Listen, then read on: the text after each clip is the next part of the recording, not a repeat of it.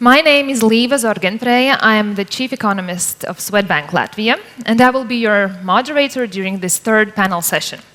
And the panel session will discuss EU perspective on boosting competitiveness and innovation in the Baltics, as well as the EU and US economic innovation and collaboration.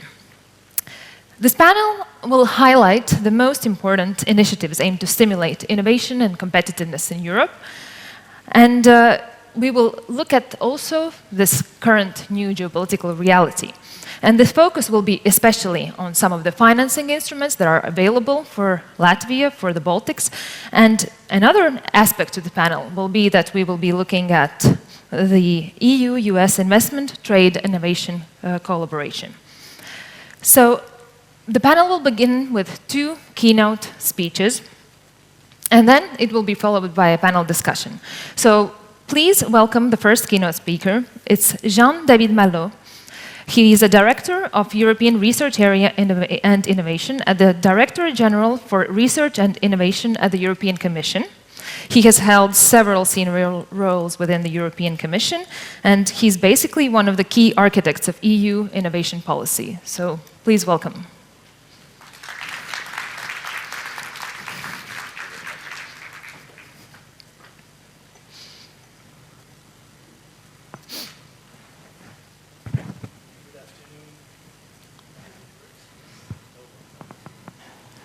I don't know, yeah, now it's better.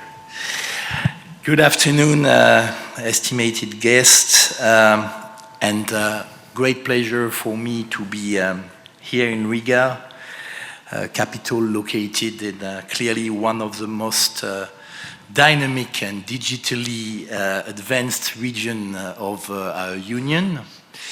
I was requested to start by a few words regarding the issue of innovation and competitiveness, which are clearly at the heart of the European policy today, very high in our agenda. And I would like to start not only by concern, but by some positive message, because I do believe that we should be proud of what we are and where we are strong first in order to build, in fact, a better future altogether.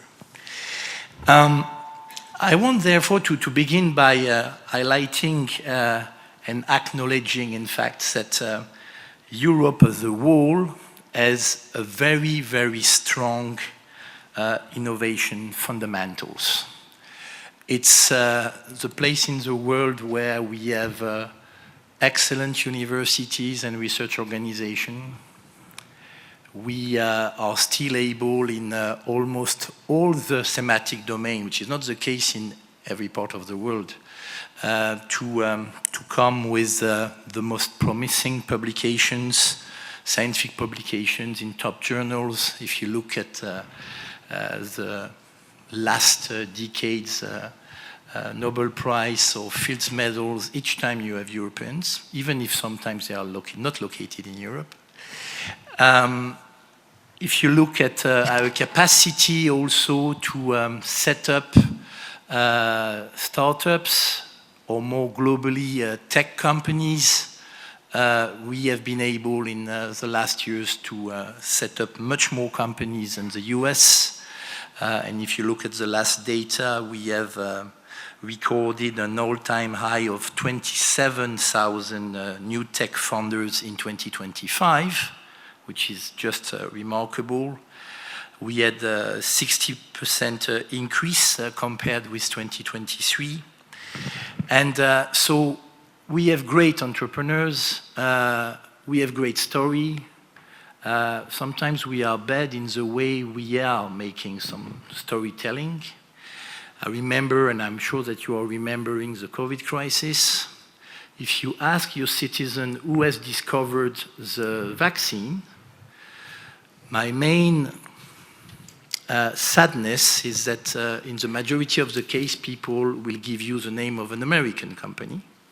But in fact, the American company was only the distributor. The company who has found and discovered the vaccine was a German company, and it was a startup. So there we have, first of all, some strengths, and we should build on them. Now, we have to recognize what are our difficulties. And the main one today, beyond our capacity to move from lab to fab, is clearly the question of scale. And for regions like the Baltics, it's in particular very true. It's true for the whole Europe, but of course, for smaller markets, it's even more acute. In fact, it's something that where you need to have this kind of action and to have, for sure, the agility and the digital adaptation that is needed, and which, by the way, is one of the characteristics of the Baltic countries. So it's not a big surprise, therefore, that this issue is very pregnant in the competitiveness compass, very present in the proposal of the Commission for the next multi-financial framework in terms of action, but also in terms of dedicated budget. And it's not a surprise also that one of our commissioners is for the first time also the commissioner in charge not only of research and innovation, but also of startup, and was requested to develop a startup and scale-up strategy, which is embracing, in fact, a number of issues that are relating to scale, but which are relating more globally to competitiveness. So this strategy, I mean, I'm making this first because we are celebrating the first anniversary already of this strategy. This strategy announced a number of other key initiatives that are relating, of course, to the fragmentation of the single market and how to tackle the issues that are behind. Among them, of course, what was initially called the 28th regime, which is now called the EU Inc., but which is a real, very promising, in fact, a proposal that should simplify the life of our entrepreneur. And we hope that, of course, member states will seize the opportunity to do a lot of this proposal. In this strategy, you had also another dimension, which is linked to the fragmentation of the innovation ecosystem. And if you allow me, it goes beyond the fragmentation of the innovation ecosystem, because if you compare with the US innovation ecosystem is also fragmented. But the main difference between the US innovation ecosystem and our ecosystem in Europe is not the fragmentation. It is the connectedness between the various hubs that exist in the US. If you are a promising startup emerging in the middle of Arkansas, I mean, and you will be scouted and you will be put in contact with the relevant hubs that could help you to grow up quickly and with actors that are ready to take risks to support you for your growth. It's not the case in Europe. Let's be honest. I mean, we made a number of very positive things, and I would like in particular to thank our colleagues of the EIB and the EIF for what has been done in the last 2 decades, which have profoundly changed, in fact, the innovation ecosystem and the access to finance in this area. I remember, Marjut, when we started things like risk-sharing finance facility or InnoFin or whatever, or capped or uncapped guarantee scheme for RDI-driven SMEs. We were not thinking at that time the impact it could have, like also venture debt and these kind of things. But we need to do more in this connectedness. And one of the initiatives that we have launched, and for which we will announce very soon the consortium who will be selected, is the so-called European Startup and Scale-Up Hubs, which will be a network, in fact, of hubs that aim to connect leading ecosystem across borders, particularly those rooted in strong university environment, and with the objective, indeed, to give to startup and scale-up better access to services, but also to infrastructure, facilities, corporate and investors across Europe, not only in their region, but everywhere in Europe where it makes sense for them. The second thing, and I will be brief in order to be on time, is the issue of access to finance. And we will come back to this, I think, in our panel a bit later. But there, I mean, 2 or 3 quick things. The Commission is fully aware of the need to do even more on what has been done in the past decades. And this is exemplified, of course, by the proposal of the next MFF, is exemplified with the European Competitiveness Fund, on which my colleague from DG will certainly come back later, is exemplified also by the huge proposal of increase for the European Innovation Council, where the Commission is proposing to multiply by 3.5 the budget of the EIC from 10 to 35 billion euro. And it's exemplified also by the need to do something on the later stage for deep tech companies. Because if we did a number of very positive things to structure the innovation ecosystem from the pre-seed, seed, early stage, or earlier, and let's say also the beginning of the growth stage, we remain with a clear valley of death under the late stage. And it is the purpose of the Scale Up Europe Fund in terms of direct support, in fact, to promising deep tech companies that Commissioner Zajareva has announced already in October, and on which we will announce, in fact, the launch in the coming days, in the context notably of the EIC Summit next week, and where we have announced a few days ago the preferred fund manager, because as you know, certainly this Scale Up Europe Fund will be managed by private rules.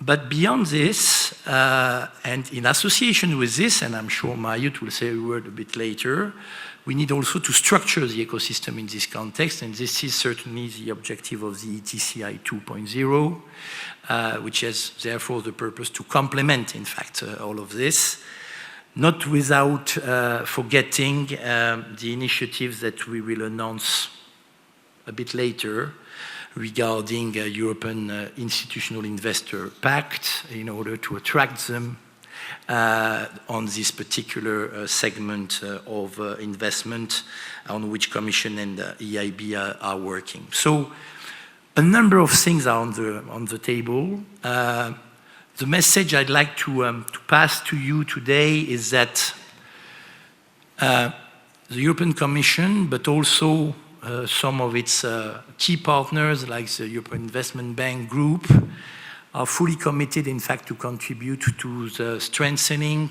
of the European competitiveness. And it's not only because it's a buzzword, it's because it is an absolute necessity. If we are not acting very quickly, I mean, we will watch the race. We will not participate to the race.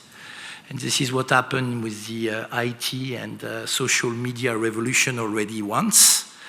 And this time we have a lot of assets, but if we don't act very quickly, if we do not propose relevant measures, like, for example, taking into account the dual use and the defense priorities, we will lose the next high-tech revolutions that will change our society.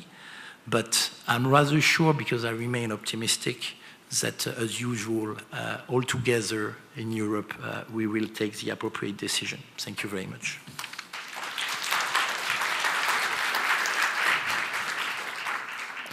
Thank you very much. And now for the second keynote speech, I would like to invite Ms. Julia Jacoby who is the Chargé d'Affaires at the moment at the US Embassy in Latvia. She has held the position of Chief of Mission at the US Embassy since 2023. Ms. Jacoby is a career US diplomat with more than 20 years of experience in international affairs. She has served in diplomatic postings across Europe, the Middle East, Africa, including Greece, Germany, Israel, Austria, and even Madagascar. Welcome. Thank you.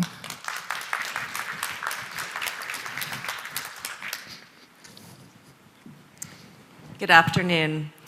Thank you to FICIL for inviting me here today, and thank you, Līva, for the introduction. It's really a pleasure to speak to a group that understands a fundamental truth about investment. Capital follows confidence. Yes, of course, investors look for brilliant ideas. But more than that, they look for trusted partners who they know will deliver over the long term. And that makes today's theme, Beyond Borders, especially fitting. The defining opportunities of our time don't stop at the borders. Whether it's innovation or supply chains, the technologies shaping our future aren't built in isolation. They require strong international partnerships. And the United States knows that Latvia and her Baltic neighbors are not just observers in this space, you are strategic and trusted partners. Our transatlantic economy remains the world's most critical engine for investment.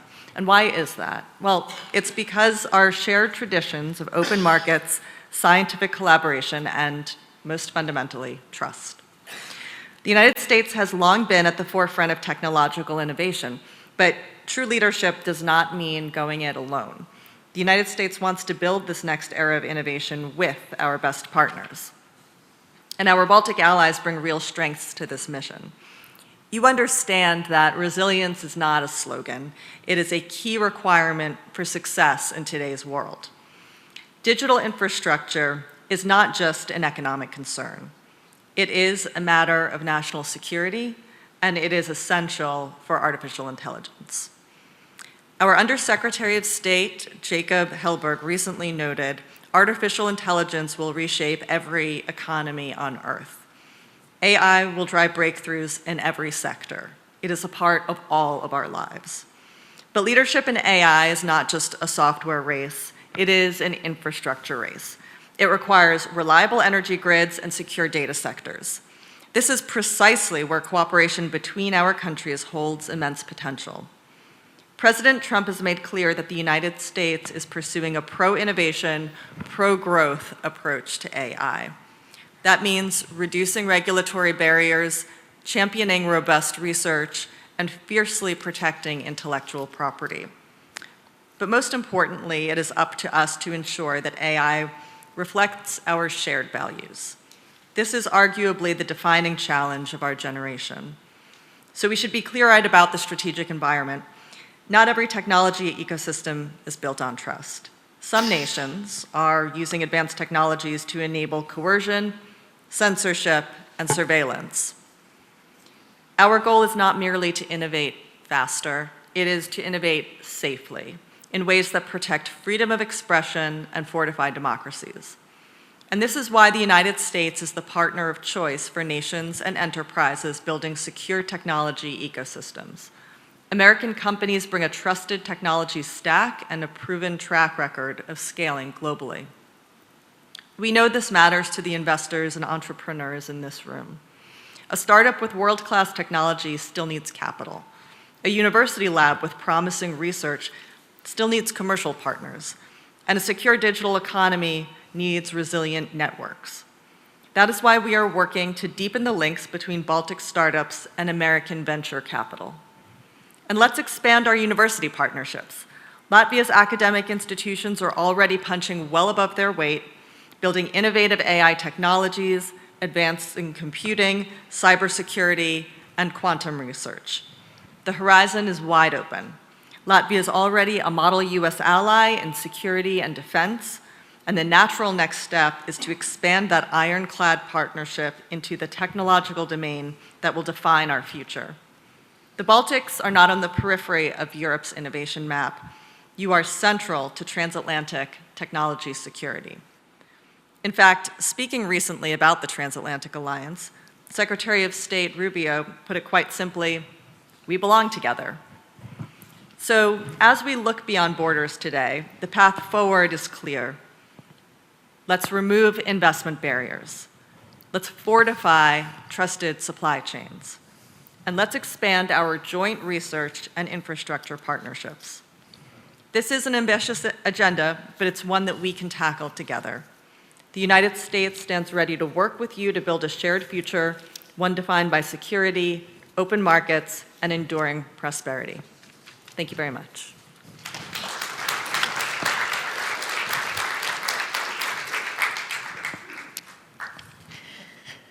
Thank you very much, Ms. Jacoby. And now I would like to welcome my panel today. And first of all, I would like to welcome back Mr. Jean-David Malo from the European Commission to join me here on stage.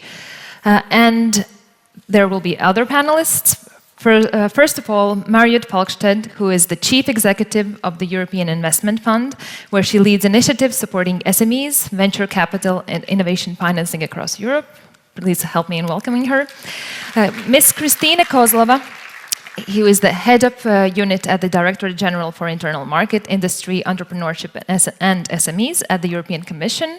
Welcome. Ms. Anna Linden, who is the governing board member at the European Institute of Innovation and Technology, who is helping to shape Europe's innovation agenda by supporting collaboration between education, research, and business sectors. Welcome. And Mr. Thomas Kairish, who is the head of Baltic states at the European Bank for Reconstruction and Development and oversees bank's operations and investment activities in Latvia, Lithuania, and Estonia. Welcome.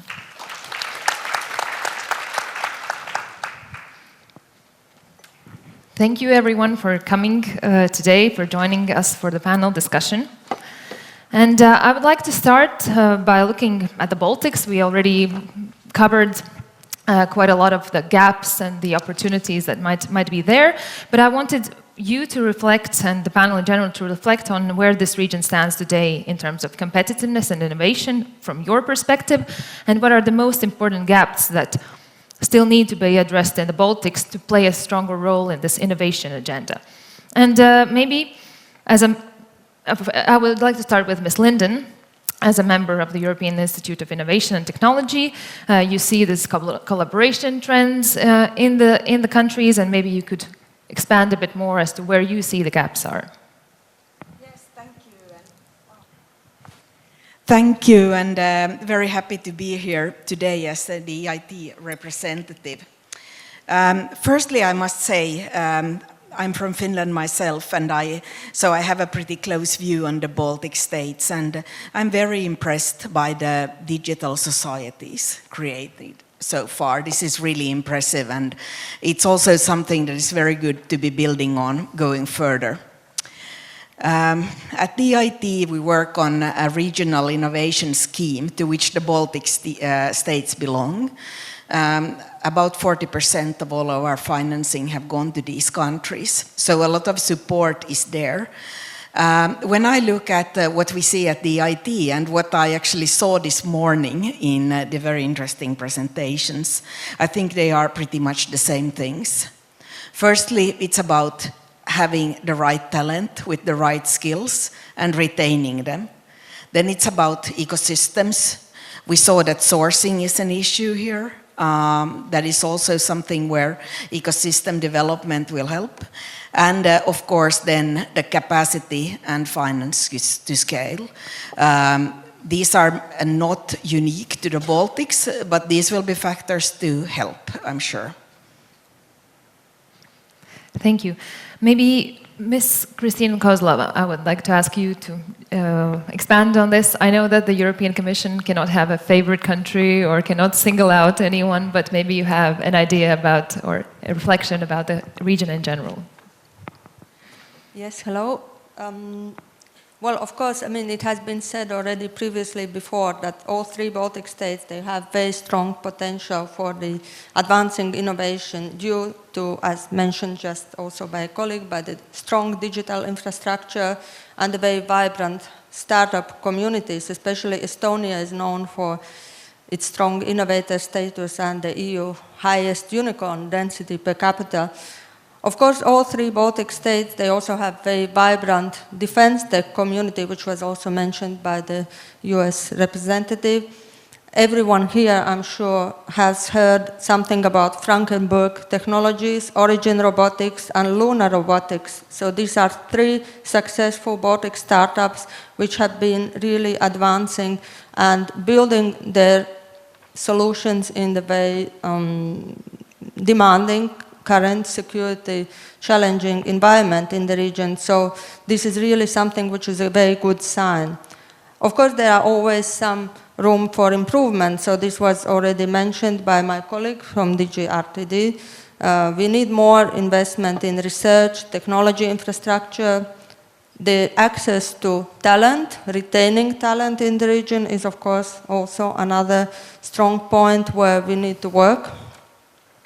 I would like to mention also, of course, the importance of private investment, which is, we cannot do everything with the public money. We need to attract more private finance. And let me just mention a program which I am representing also here on the Commission side, InvestEU program.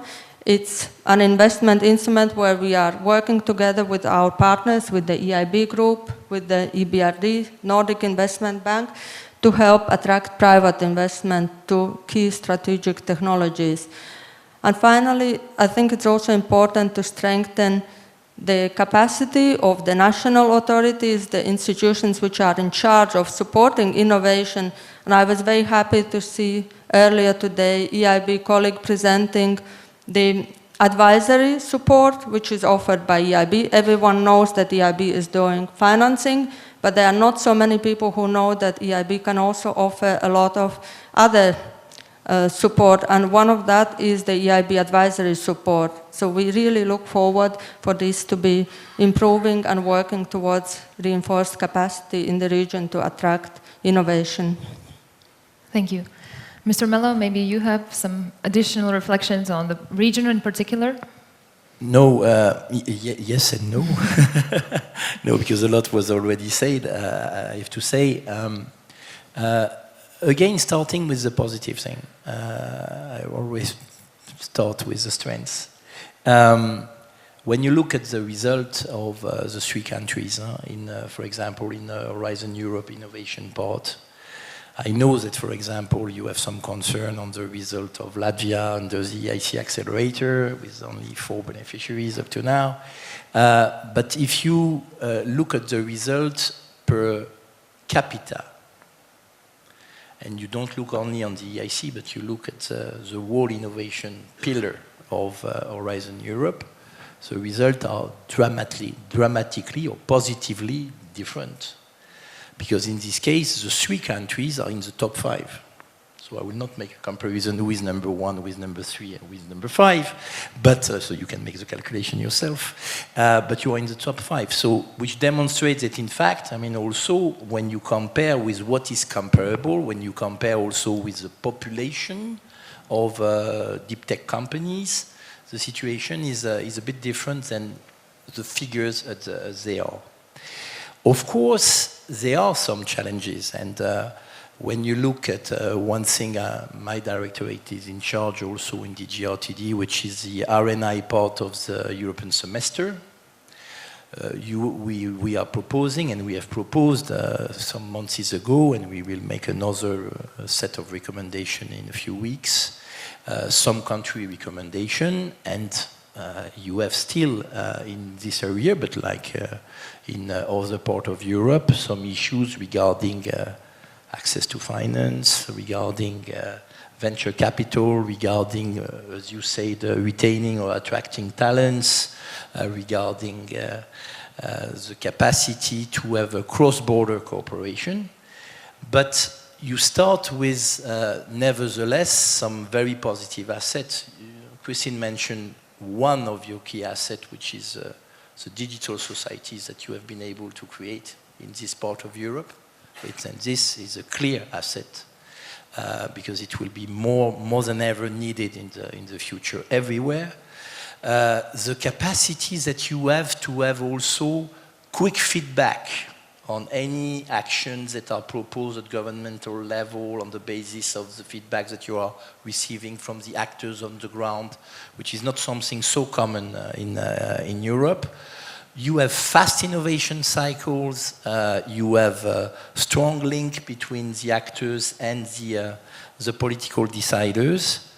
But answering your question, what should certainly be the main focus in order to go to the next step should be on access to finance, in particular on late stage, but on this we will come back later, easier cross-border scaling, because at a certain extent, with all the limit of what I will say, you are in a situation of a country which is by nature obliged to have a vision beyond border. I mean, it's a too small economy to grow only on the basis of what can be done internally. So you must have this cross-border scaling. And certainly, and this is where we should do a number of things also at the level of the union in order to help you. We should find ways to have better access to customers for our deep tech entrepreneur. I mean, the Commission will table, so I cannot say more for the time being, but will table a proposal regarding revision of public procurement directive, but also some new regulation regarding pre-commercial procurement in a part of a global package between our two Directorate-General, DG GROW and DG RTD, and where indeed, I mean, the purpose will be to incentivize, in fact, our member states to do much more in this area in order to be able to compete with the US. I mean, the use of innovative procurement in Europe, it's more or less 10–11%. US 20, South Korea 34. So only building on these numbers, you may imagine what are the impact, especially for new companies. Thank you. And building on this, since many people have mentioned before this financing aspect, let's continue with focusing on the bankers maybe more. And so financing remains one of the key most persistent challenges. The FICIL survey has highlighted this, other speakers in the panel have highlighted this, and this is not only for startups and scale-ups, but also for established companies, from early stage funding to growth. So, Ms. Falkstedt, let's start with you. The Baltic Innovation Fund, the third version of it, also together with other broader EU-level initiatives, those are intended to address precisely these gaps. How significant are these instruments in practice, and what are the remaining gaps that are there still to be addressed? Please. Thank you. Thank you very much for inviting me here today. And let me say a few words about the European Investment Fund, because it might not be so known to everybody. Because we have no dealings directly with any company. We either work together with banks or with guarantee institutions, or with venture capital funds or private equity funds, private credit funds. So we are intermediating our financing. And we are intermediating each year something like 15 billion euros into some 300,000 companies per year.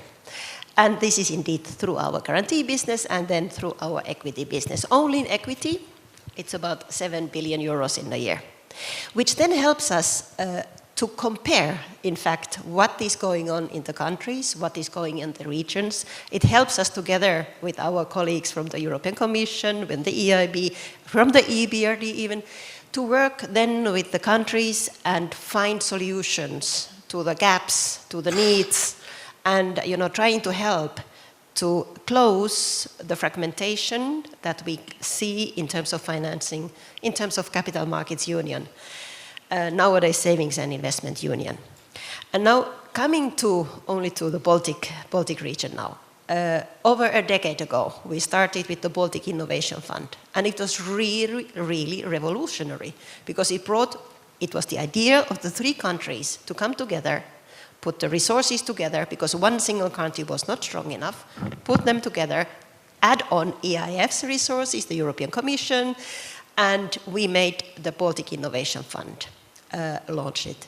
And since then, the Baltic Innovation Fund has invested into 15 venture capital funds, those have then invested to over 160 companies in the region. Now, it has been a great start. I would say this has been a great start and everybody should be very proud of it. But then comes the next stage. We want to let the companies grow. In order to let companies grow, we need very strong venture capital partners again, because it's the teams that help with their experience, with their networks, with their client connections, that companies go across borders and can grow, become European leaders, become global leaders. We need many more investors into there from all over the world. And this is how the system functions. So in terms of financing, all these different funding pots where everybody gets confused, whether it's InvestEU or whether it's European Innovation Council, you know, it all comes together. It all comes together at one stage. And here in particular, I'm saying it again, the venture capital fund managers can be of great support. So it's not only the financing that they provide, it's really the knowledge, the experience, the networks that they provide that make companies grow. Which then brings me to the next point. Why is it important that venture capital funds invest across borders? Well, it's exactly because of these networks. You want to have a Swedish venture capital fund investing in Latvia, and you want to have a Norwegian one coming into Estonia, and then German one comes in all of these regions, you know, because this is how you create impact, and this is how you make them grow. Now, then one more thing that I would like to say before I finish here. When we talk about the collaboration and the cooperation between the countries, you have so many strengths. And for example, the digitalization by the governance processes by Estonia, I mean, we were just all so jealous that it was done in Estonia. It was so great. It was the first step. Now we have to continue. And you could all contribute to that. Also, Europe has a very strong manufacturing. Now we have to work on the AI solutions in manufacturing and become leaders over there as well. So there are special areas where we in Europe are very, very strong. So let's build on our strengths, while together we work on the weaknesses, and really with speed and with scale. Thank you. Thank you. Mr. Karish, maybe you could continue as the representative of EBRD, what the EBRD perspective is, and where do you see that there are still gaps that need to be addressed? Thank you very much. Pleasure to be here. A bit about EBRD. So obviously EBRD is a slightly different animal from EIF in a sense that we are mostly focusing on private sector. So work directly and mostly with private sector. We provide debt, we provide direct equity, and we also invest in equity funds, which then provide capital to the market. So we are very close to what's going on really on the market. We talk to clients, we see what's going on. My main reflection about the Baltics, I was sitting here looking at the wonderful index and report that was presented by FICIL, and I caught myself thinking, it's interesting how the Baltic companies do not always see themselves as good at innovation.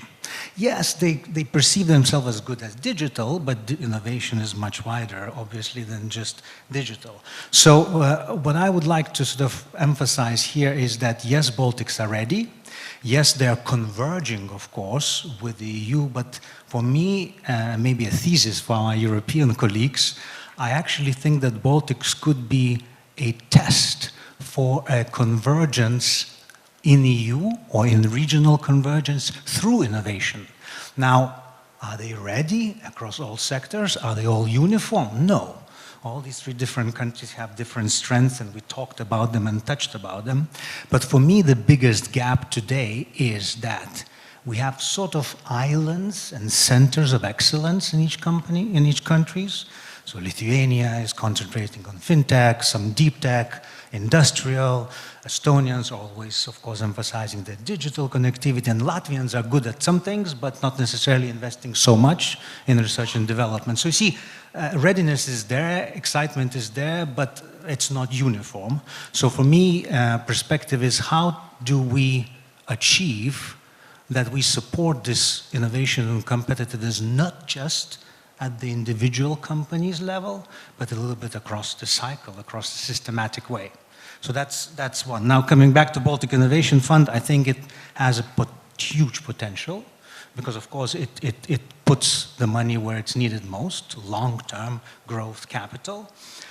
But then again, being a banker and wearing my sort of practical private sector hat, I would say that yes, public anchor capital is very important, but let's be realistic, it cannot substitute for the capital depth and the market depth. And of course, the tyranny of scale that we are facing here in the Baltics is there. So, you know, for me, I don't think in the Baltics we or companies are short of ideas. It's just that it's the scale. How do we scale it up? So let's emphasize the strength. Let's continue this regional innovation angle, and let's grow in the Baltics. And I think it's the same issues that are faced generally in Europe, more or less. It's just the Baltics are facing it at a much smaller scale. EBRD is obviously there as an international development bank to support innovation and competitiveness. It's a DNA. We would be super keen, and actually we don't just work with companies that don't provide that angle. In essence, if you look at our investments here in the Baltic states, majority of them are related for advancement of competitiveness and innovation. Thank you. Thank you.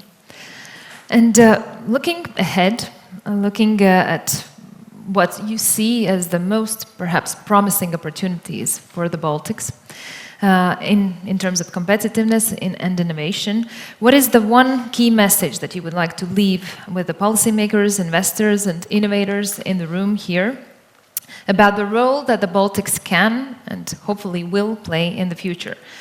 So I would like to start with Mr. Malo. Thank you very much. I think something very important was just said, in fact, by Thomas. The scale is clearly now the key issue if we want to be competitive. So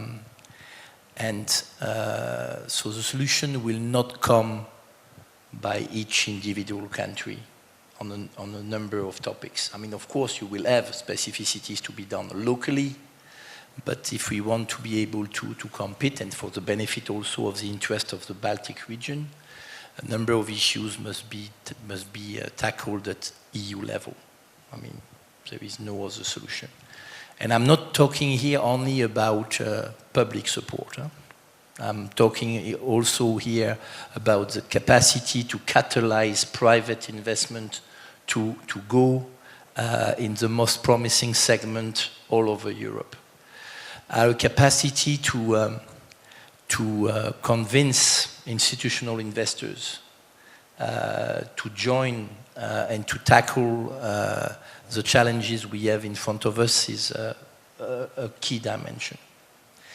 For this, I mean, policymakers, I mean, here I'm looking at Commission colleagues, but also member states.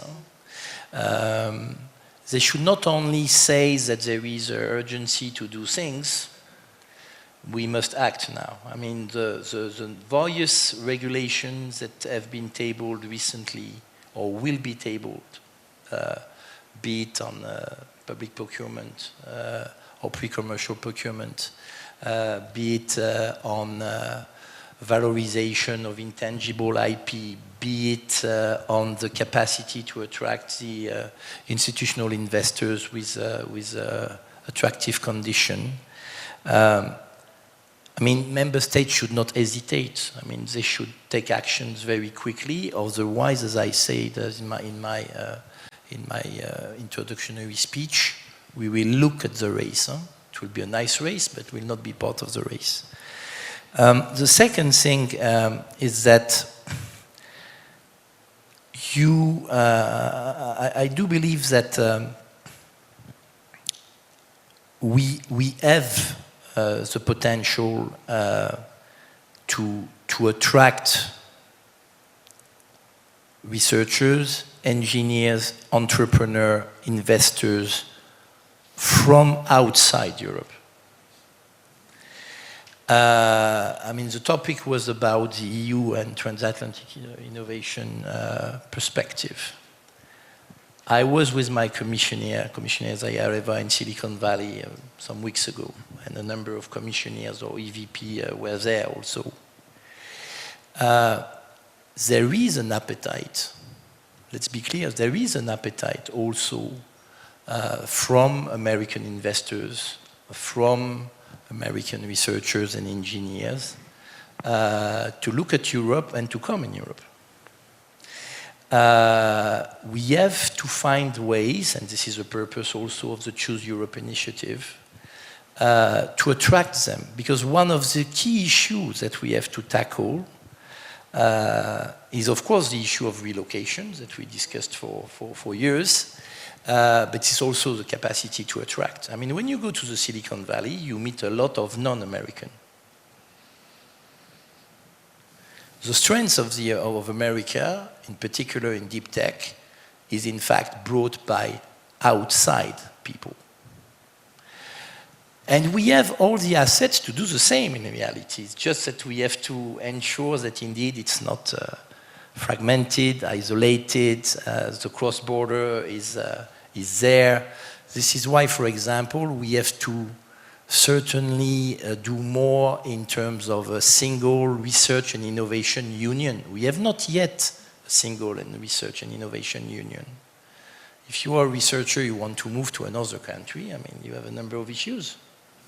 If you are an entrepreneur, you want to move to another country, I mean, you know the story, Marjut.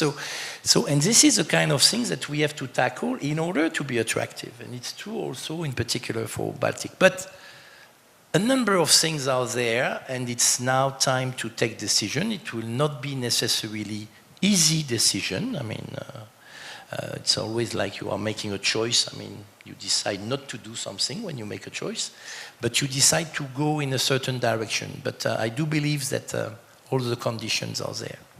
Thank you. Ms. Linden, maybe you could follow up with what you see as the key opportunities and the key message to the policymakers. Mm-hmm. Yes, thank you. Well, firstly, I like the mindset here, and I think you have a lot to build on. And remember that there always is help there. The institutions, myself and various colleagues here are representing, are there to help you. The EIT has already funded 215 startups in Latvia alone, and all of the EIC companies funded are EIT alumni. So we can help you gain access to European ecosystems and financing and skills. So just reach out and let's succeed together. Thank you. Ms. Kozlova, perhaps your views on the key opportunities and the key messages for the audience. Yes, so I think I feel a little bit as belonging to this place. I grew up in this city, so I feel very much as I should not talk as as us, but I really want to say that, you know, I feel like this place, as it has been said, it offers very strong innovation ecosystem. So we have proved that we are really agile. There is a potential not only to expand more and to build our strengths on the defense and security